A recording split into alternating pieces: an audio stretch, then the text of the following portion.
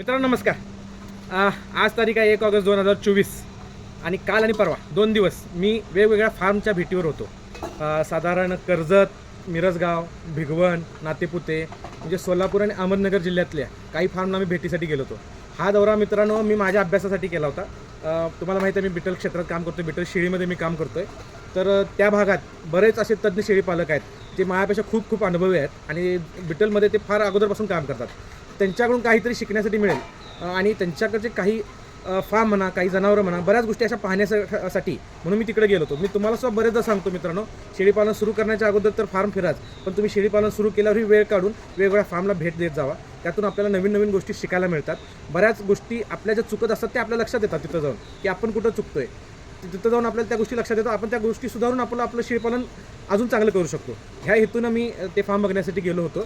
आणि तसंच तिथे गेल्यावर बऱ्याच फार्मवर मी व्हिडिओसुद्धा केले जे आपल्या यूट्यूब चॅनलवर पुढच्या महिन्याभरात नक्कीच येतील. आणि माझी आशा आहे माझे जे यूट्यूबचे प्रेक्षक आहेत त्यांनासुद्धा हे व्हिडिओ आवडतील. थोडे गडबडीत झालेत मित्रांनो, काही वेळा एखादा मुद्दा राहिला असेल किंवा एखादा मुद्दा नको असलेला आला असेल, तेवढं चूकबुक देणे घेणे मित्रांनो, पण त्यातून बरंच तुम्हाला शिकायला मिळणार आहे. जे विशेषतः बिटलमध्ये काम करू इच्छितात त्या शेळी पालकांसाठी तर ही पर्वणी असणार आहे. 7 ते 8 व्हिडिओ आपले जवळपास येणार आहेत पुढच्या महिन्याभरात, जे माझा 2 दिवसाचा दौरा झाला आहे त्याच्यावर. त्यामुळे मित्रांनो माझी विनंती आहे आपल्या चॅनलवर असंच राहा, हे व्हिडिओ पाहत राहा, तुम्हाला माहितीचा खजाना नक्कीच मिळत राहील. तर मित्रांनो आता आपण पाहूया आम्ही ज्या फार्मना भेट दिल्या त्यांची एक छोटीशी झलक.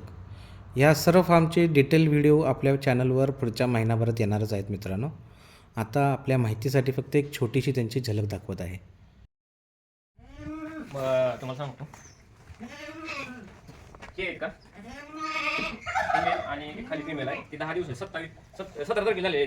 ती मला वाटते आज 30 तारीख आहे, 13 दिवसाची आहे. आणि ही छान काम आहे. भविष्यातही तुम्ही असंच काम करत राहाल याच्यासाठी शुभेच्छा. धन्यवाद. तुमचं पण आभार आहे. परत असंच येत राहा, कमी जास्त काय सांगत राहा. नाही नक्की भेट द्या. काय होतं स्टॉल फिडिंगला शेळी गाब न जाणं हा काही शेळीचा दोष नाही. तुमच्या सांभाळणीत कुठंतरी किंवा तिला जे न्यूट्रिशन्स पाहिजेत तेवढे न्यूट्रिशन्स तिला मिळत नसतील, त्यामुळे कदाचित तो प्रॉब्लेम. टॉनिक वगैरे जे आहे ते गरजेलाच वापरायचं, उगाच आहे म्हणून वापरायचं नाही. विनाकारण देणं चुकीचंच आहे. बरोबर. त्याच्या बॉडीला जर त्याची गरजच नाही, तुम्ही दिलेलं ते लघवी वाटे संडास वेस्ट जाणार आणि आपले पैसे पण वेस्ट जाणार. ती अपटेकच करा, तिला गरजच नाही ना त्या न्यूट्रिशन. बरोबर. त्यामुळे गरजेनुसार ते दिलं पाहिजे. बरं. आणि स्टॉल फिडिंगला काय झालं माहिती आहे का, स्टॉल फिडिंगला टॉनिकचं खूप फॅड आहे. म्हणजे माणसाला वाटतं की भरपूर टॉनिक दिलं की माझं ॲनिमल चांगलं होतं. असं अजिबात नाही. तुम्ही चारा चांगला द्या. चारा चांगला देणं गरजेचं आहे. तुम्ही खुराक चांगला देणं गरजेचं आहे. पण एवढा लक्षात येणार नाही, पण समोर बघितल्यावर त्याची बोन साईज कशी आहे, याच्या छातीतलं अंतर किती आहे हे पण लक्षात घेतलं पाहिजे. 1 फूट अंतर आहे त्याच्या समोरून जो छाती आहे. याची कानाची ठेवण बघा कशी आहे, कोणता चिमटा नाही, खुला पत्ता आहे. त्याची शिंग बघा, काही बोकडांची शिंग जागेवर तरी असते, ती कट करायला लागते. बरोबर. ती डोक्यात घुसते, ती पण थोडंसं हानिकारक असं. ह्याचा तसला काही प्रकार नाही. बिटाचं पिल्लू कधी पण परवडते, कारण लवकर विक्रीला येते आणि जास्त भरते. त्या शेळ्यांना दुधाचं प्रमाण उस्मानाबादीपेक्षा जास्त आहे, त्याच्यामुळे पिल्लं पण लवकर फास्ट मोठी होते. तर जाता माझं एकच म्हणणं आहे व्हिडिओ बघणाऱ्या माझ्या बांधवांना, की तुम्ही जर नवीन चालू करत असाल तर माझं म्हणणं असं की बाबा तुम्ही डायरेक्ट असा माल न घेता किंवा तुमच्या जर सानिध्यातला जवळचा माणूस ट्रेडर वगैरे असला तरच घ्या. नाहीतर माझं एक म्हणणं आहे की बाबा जाता तुम्ही त्या फार्मला चांगल्या व्हिजिट करा, त्यांचं नॉलेज घ्या, तुम्हाला काय उन्नीत बी त्यातलं ते सांगतील. मग माल घेताना एक वेळेस मग त्यांना विचारा की माल किती घेऊ का नको, नंतर तुम्ही खरेदी करा. बाकी काय माझं म्हणणं नाही. तुम्ही बाबा ज्या गोष्टी आमच्या बाबत बिघडल्या ते की तुमच्या बाबत घडून आहे ही फक्त आमची कळकळीची विनंती आहे. त्यासाठी आम्हाला तुम्हाला 2 शब्द जीव तोडून सांगणार शेवट, याच्या व्यतिरिक्त काय नाही. आता पानसरे साहेब तुम्हाला सांगितलं हा आपला सालेम म्हणून नाशिकचे जे आपले आहेत प्रसिद्ध शेळी पालक भेटेल त्यांचा काला लाईनचा हा आपला मेल आहे. मग तुम्ही हीच ब्लड लाईन का निवडली काम करण्यासाठी, किंवा पहिला मला सांगा तुम्ही ब्लड लाईनमध्येच का काम सुरू केले सध्या? म्हणजे थोडक्यात अनुवंशिकता, आणि आपण जे ब्लड लाईनबद्दल बोलतो ते थोडक्यात आपण अनुवंशिकतेबद्दल बोलतो. ह्या बोकडाची अनुवंशिकताच एवढी स्ट्रॉंग आहे, याच्या आई वडील असतील किंवा त्याच्याही अगोदरची पिढी असेल, ह्याला पोषण व्यवस्थित न मिळून काही कारणांनी साहेबांच्याकडून तितकंसं पोषण मिळालं नाही त्याला, तरीसुद्धा आज त्यानं त्याच्या 6 दातावर एवढी हाईट घेतलेली आहे. हे होऊ शकतं कारण फक्त त्याच्या अनुवंशिकतेमुळे. त्यासाठी आपण ब्लड लाईनवर जोर देत असतो. प्रत्येक याच्यात आपण ब्लड लाईनबद्दल बोलत असतो.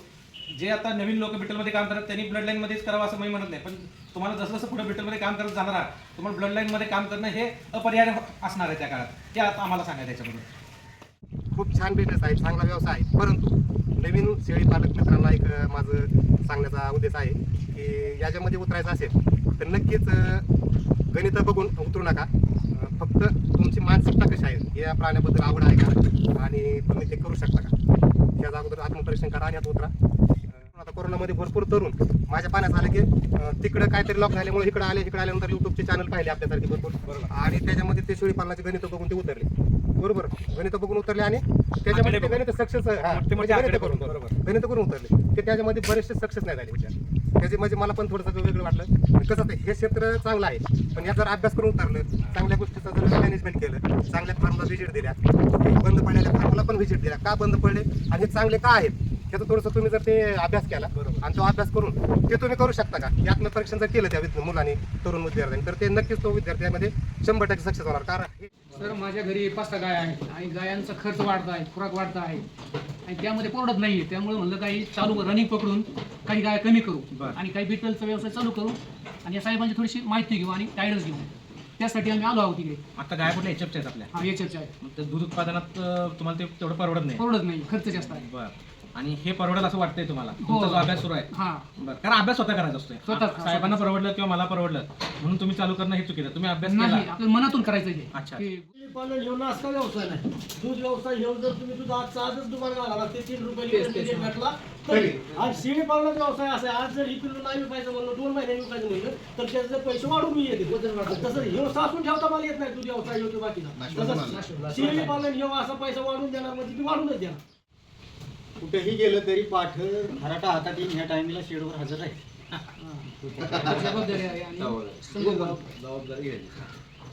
आणि आता आपण गोरे साहेबांच्या शेतात आलेलो आहोत. त्यांचं वैरणीचं चारा लागवडीचं सगळं काही नियोजन आहे पाहण्यासाठी. ते तर आपण आता तुम्हाला दाखवतच आहोत. फार सुंदर चाऱ्याचं नियोजन केलेलं आहे. सुबाबूळ आहे मोठ्या प्रमाणात, हत्ती का नेपेर आहे, मेथी घास आहे आपल्या मागास तुम्ही पाहू शकताय आणि बांधाकडीनं तुती वगैरे पण आहे. बऱ्यापैकी सगळं काही जे शेळ्यांना गरजेचं आहे सर्व चारा इथं लावलेला आहे. तुम्ही आता या व्हिडिओमध्ये पाहत असाल. तर गोरे साहेब आता आभार मानायची वेळ आली, आम्हाला निघायची वेळ झालेली आहे. तर तुमचे खूप खूप आभार. तुम्ही आज वेळ काढून तुमचं फार्म आम्हाला दाखवला, इतर काही जे काम करतात त्याच्याबद्दल माहिती दिला, चारा नियोजन दाखवला, सर्व काही माहिती आम्हाला व्यवस्थित दिली, त्याबद्दल खूप खूप धन्यवाद. मित्रांनो, या सर्व फार्मचे व्हिडिओ सविस्तरपणे आपल्या चॅनलवर येणारच आहेत. पुढील साधारण महिन्याभराच्या काळात तुम्ही ते व्हिडिओ पाहू शकाल. त्यासाठी आपल्या चॅनलशी जोडले राहा व सबस्क्राईब करा व नेहमीप्रमाणे आपल्या व्हिडिओना लाईक व शेअर करत राहा. मित्रांनो, धन्यवाद. जय हिंद, जय महाराष्ट्र.